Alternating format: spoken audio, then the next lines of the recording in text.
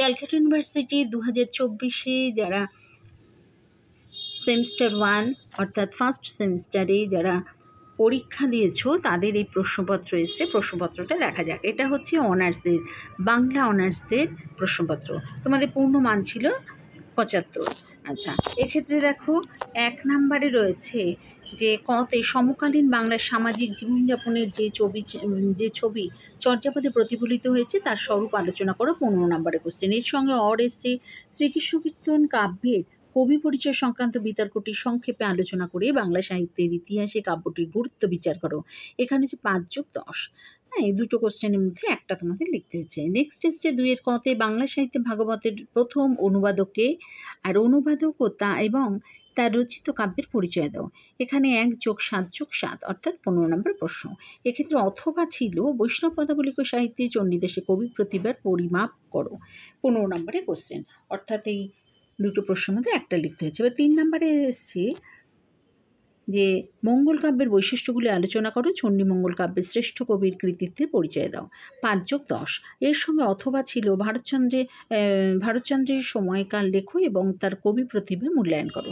2+13 অর্থাৎ 15 নম্বরের কোশ্চেন। এই দুটোর মধ্যে তোমাদের একটা লিখতে হয়েছে। 4 নম্বরে হচ্ছে শ্রীকৃষ্ণ কীর্তন কাব্যের খণ্ডগুলির নাম লেখো অথবা চর্যাপদের ঐতিহাসিক গুরুত্ব আলোচনা করো। এই দুটোর মধ্যে তোমাদের একটা লিখতে হয়েছে। 5 নম্বর হচ্ছে টিকা লেখো কৃষ্ণদাস কবিরাজ অথবা পরাগলি মহাভারত। এইগুলো হচ্ছে 5 নম্বরের তোমাদের এই টিকা। আচ্ছা, তো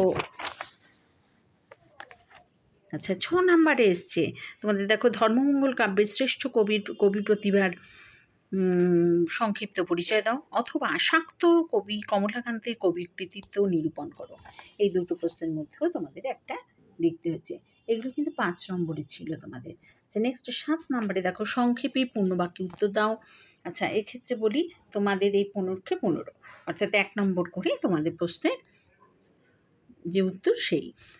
আচ্ছা, তো 1 নম্বরের প্রশ্ন উত্তর লিখতে হয়েছে। ক নম্বরে হচ্ছে চর্যাপদের পুঁথি কোথা থেকে কবে আবিষ্কৃত হয়। খ হচ্ছে শ্রীকৃষ্ণ কীর্তন কাব্যের প্রথম প্রকাশ কত খ্রিস্টাব্দে হয়েছিল। গ হচ্ছে কাশীরাম দাস কোন শতকের কবি। ঘ হচ্ছে রামপ্রসাদ সেনের উপাধি কী ছিল। উম হচ্ছে চণ্ডীদাসের ভাবশিষ্য কাকে বলা হয়। চ হচ্ছে মনসামঙ্গল কাব্যের শ্রেষ্ঠ কবি কে ছিলেন। ছ হচ্ছে চর্যাপদের সংস্কৃত টিকাকারের নাম লেখো। বর্গ জ হচ্ছে সৈয়দ আলাল এর লেখা কাব্যের নাম কি। ঝ হচ্ছে কৃত্তিবাস রচিত গ্রন্থের নাম কি। ইয় হচ্ছে ইউসুফ জোলেখা কাব্যটির কবির নাম কি। ট হচ্ছে দৌলত কাজীর শ্রেষ্ঠ কাব্যের নাম লেখো।